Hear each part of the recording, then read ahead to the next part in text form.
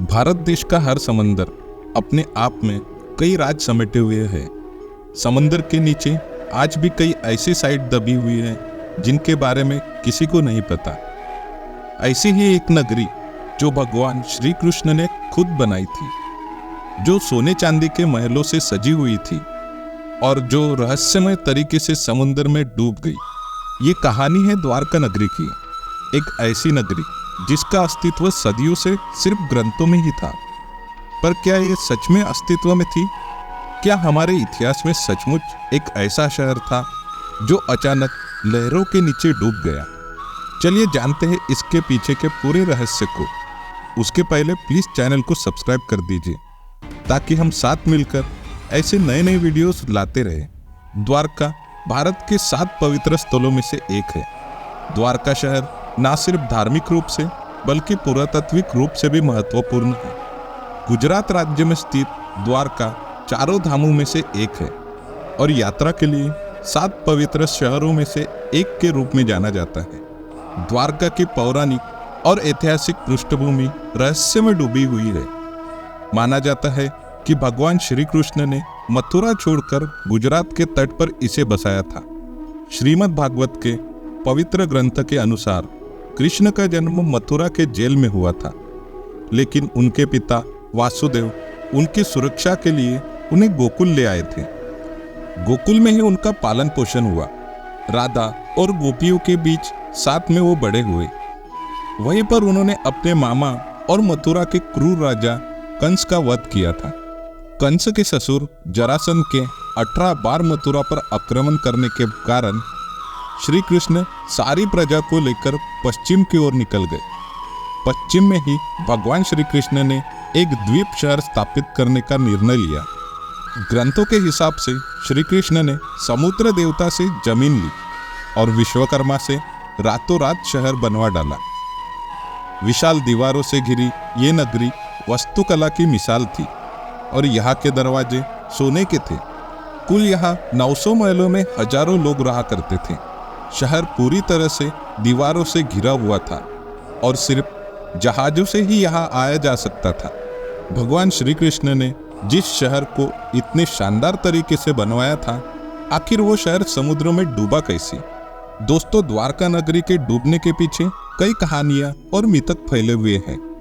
महाभारत के अनुसार श्री कृष्ण पांडवों की तरफ से युद्ध में शामिल हुए थे और सबको पता ही है, इस युद्ध में पांडवों की जीत हुई थी और कौरवों की हार। 100 पुत्रों के मौत की शोक में डूबी गांधारी ने श्री कृष्ण को श्राप दे दिया था कि जिस तरह कौरवों के वंश का नाश हुआ, ठीक उसी प्रकार पूरे रघुवंश का भी नाश होगा। धीरे धीरे द्वारका की हालत तनावपूर्ण होने लगे और सभी रघुवंशी आपस में लड़कर मरने लगे। सभी रघुवंशियों की मृत्यु के बाद बलराम ने भी अपने प्राण त्याग दिए। बलराम के मृत्यु के बाद श्री कृष्ण उदास होकर वन में घूमने लगे। घूमते घूमते वो एक पेड़ के नीचे बैठ गए और गांधारी ने दिए हुए श्राप के बारे में सोचने लगे। तभी जरा नामक एक शिकारी का बाण उनके पैरों में आके लगा। उसने भगवान श्री कृष्ण के पैरों के अंगूठे को हिरण का मुख समझ लिया था। जब उसने श्री कृष्ण को देखा, वो क्षमा मांगने लगा।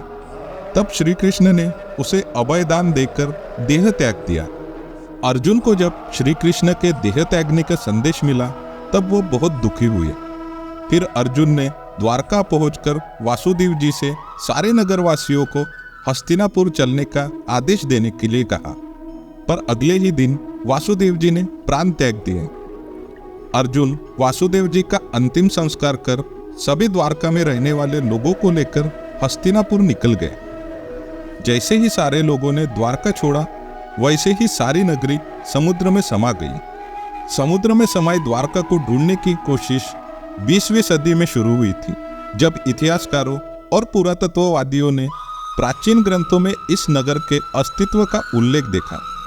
1963 में भारतीय पुरातत्व सर्वेक्षण ने गुजरात के तट पर समुद्र में कुछ खोजबीन की, लेकिन उन्हें कोई सफलता नहीं मिली। 1980 के दशक में डॉक्टर SR राव के नेतृत्व में एक अभियान शुरू किया गया। डॉक्टर राव एक प्रसिद्ध भारतीय समुद्री पुरातत्वविद थे उन्होंने समुद्र के नीचे खोज करने के लिए आधुनिक तकनीकों का इस्तेमाल किया। उनके शोध ने कई महत्वपूर्ण खुलासे किए।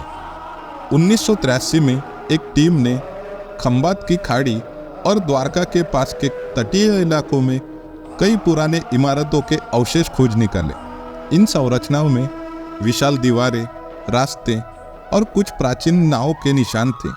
ये अवशेष किसी भी बड़े संगठित नगर के होने का संकेत दे रहे थे।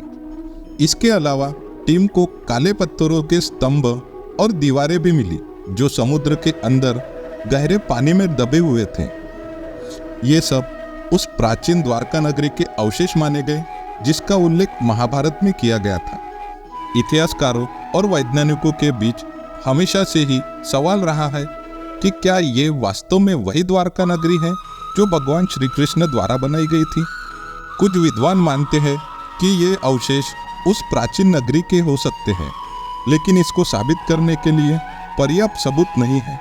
भारतीय और विदेशी वैज्ञानिकों ने इन संरचनाओं के उम्र का पता लगाने के लिए कार्बन डेटिंग और रेडियो कार्बन एनालिसिस जैसी तकनीकों का इस्तेमाल किया। निष्कर्षों से ये पता चला कि ये अवशेष करीब 3000 से 5000 साल पुराने हैं, जो महाभारत काल के आसपास के हैं। द्वारका आज भी भारत के प्रमुख तीर्थ स्थलों में से एक है। यहाँ द्वारकाधीश मंदिर है जो श्री कृष्ण को समर्पित है। हर साल लाखों श्रद्धालु यहाँ आते हैं और भगवान श्री कृष्ण के इस अद्भुत स्थान के दर्शन करते हैं। द्वारका का न सिर्फ धार्मिक बल्कि सांस्कृतिक महत्व भी है। ये भारत की पुरातात्विक धरोहर का हिस्सा है और इसके रहस्य को जानने की कोशिश हमेशा ही होती रही है। तो क्या द्वारका का रहस्य पूरी तरह से सुलझ पाएगा? क्या समुद्र की गहराइयों में छुपी यह प्राचीन नगरी हमें अपनी खोई हुई विरासत का पूरा सच बताएगी? हर नए अवशेष के साथ एक नया सवाल खड़ा होता है जो हमें अतीत के और भी करीब ले जाता है। ये कहानी सिर्फ एक खोए हुए शहर की नहीं बल्कि उस सभ्यता की है जिसने समय की धाराओं को पार किया है। ये थी दोस्तों द्वारका की कहानी। ऐसे और भी वीडियोस के लिए प्लीज चैनल को सब्सक्राइब कर दीजिए और वीडियो को लाइक करना ना भूलें। जय हिंद, जय भारत।